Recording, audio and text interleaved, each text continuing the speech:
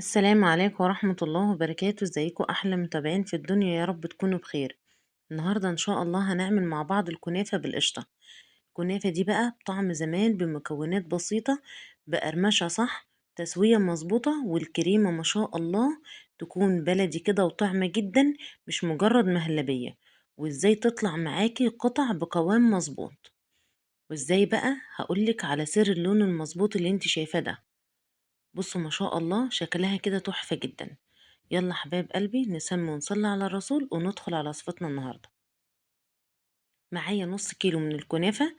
الكنافة بتكون متفرزة، أهم حاجة تكون متفرزة. طيب لو مش متفرزة كويس قوي، بحطها في محضرة الطعام زي ما انتوا شايفين بالشكل ده، وهضربها كويس قوي. أهم حاجة ما تكونش مفتتة قوي، تكون طالعة معايا قد عقلة الأصبع. خلاص، ما تكونش متفتتة خالص. برضو لو هي متفرزة، برضو بإيدي وهفتتها أو بالسكينة، تكون بالشكل اللي انا بوريهولكوا ده، مش مفتتة قوي يا بنات. خلاص كده. طيب انا معايا هنا كوباية من السمنة، بدخلها الميكرويف. معايا هنا الاول معلقتين من السكر البودر او 3 معالق على حسب ما انتوا عايزين. خلاص. هنا بقى لو انتوا حابين اللون هيكون حلو جدا، بتحطوا معايا رشة زعفران على السمنة البلدي وبتدخلها في الميكرويف زي ما انتوا شايفين. السمنة دي تكون بلدي ودي مهمة جدا. كوباية وزنها 250 جرام. خلاص. هنا حطيت الكنافة في حاجة واسعة عشان نقدر نقلبها مع بعض. حطيت عليها السكر، والسكر بيديني لون حلو برضو جدا. معلقتين او 3 من السكر البودر. عايزين بقى نحط نظبط اللون زي ما قلت لكم. بنحط في الخطوة دي رشة زعفران على السمنة البلدي ونحطها في الميكروويف، وده اختياري للي حابب. خلاص. كل نص كيلو كنافة بيحتاج معايا 250 جرام من السمنة، يعني كوباية من السمنة البلدي. أهم خطوة، أهم حاجة في الموضوع السمنة تكون بلدي، بتفرق كتير. هحتاج هنا صينية 28، مش مهم ارتفاع الصينية يكون قد ايه، عادي. أغلف الصينية كويس قوي بطبقة كويسة من السمنة. أغلف الصينية من القاعدة والجوانب بطبقة كويسة من السمنة، هتديها اللون الحلو والقرمشة المظبوطة. وكمان هتساعد لما تقلب الصينية تتقلب معاك بكل سهولة. الكنافة بقى بقسمها على تلتين، تلتين في الصينية، قاعدة الصينية، والتلت التاني هركنه على جنب. خلاص. وانا بفرد الكنافة بعمل لها جدران للصينية كده، وبضغط الصينية كويس قوي زي ما انتوا شايفين بالشكل ده. ممكن تجيبوا صينية اصغر، ممكن تجيبوا طبق او كوباية وتحاولوا تضغطوا عليها كويس قوي، عشان لما اجي اقلب الصينية تطلع قرص معايا ويكون شكلها حلو. خلاص. بص انا جبت صينية او طبق، وتفضلوا تضغطوا عشان زي ما قلت لكم تتقلب معاكم بشكل حلو. تعالوا نحضر معايا بقى القشطة الكدابة.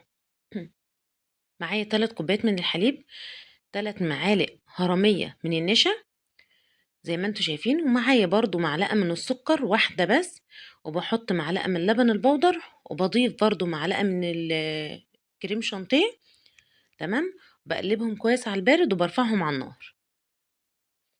تعالوا نعمل مع بعض الشربات. انا اصلا الشربات عندي جاهز، بس احنا هنعمله مع بعض دوت تاني وهركنه.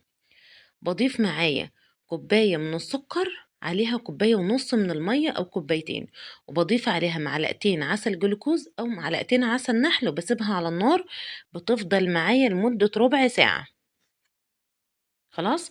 وأنا بعمل الشربات أهم حاجة ما بقلبهوش، بسيبه لحد ما يبدأ يغلي. تمام. بيفضل معايا 15 دقيقة.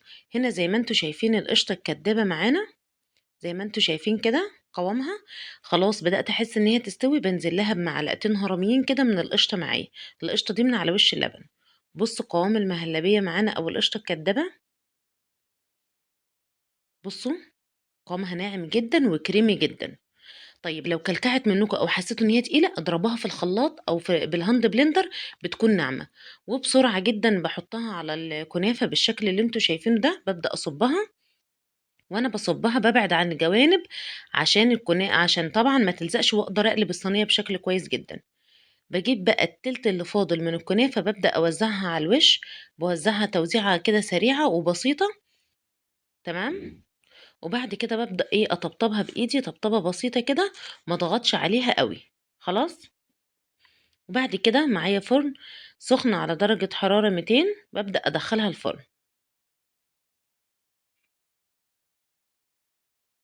كده أنا باوريكم الشربات. أنا في الحالة دي أنا معايا شربات أصلا بارد ركناه، بكون عاملاه من قبلها بيوم، لكن أنا عملت الشربات ده معاكم جاهز، بجهزه وبشيله في التلاجة.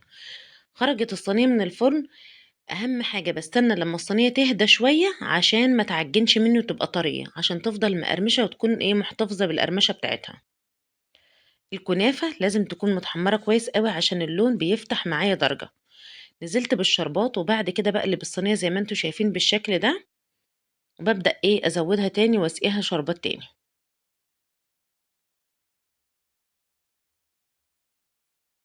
أعرف إزاي إن الصينية وهي في الفرن استوت؟ لمّا بتفصل من الجناب، وبعدين صينية الكنافة بتاخد معايا 30 دقيقة في الفرن. لمّا بتفصل من الجناب بتكون كويسة أوي. بُصّوا لونها ما شاء الله حلوة جدًا، الكنافة مقرمشة بس مش محجرة. بُصّوا شايفين؟ شايفين ما شاء الله الكريمة اللي جواها متماسكة وشكلها تحفة جدًا وكمان كريمية جدًا. بُصّوا الشكل وبُصّوا القوام، ما شاء الله اللهم بارك، شكلها تحفة جدًا، وطعمها بقى حاجة خطيرة. هنقطع منها دلوقتي كده وهتشوفوا القوام بتاعها.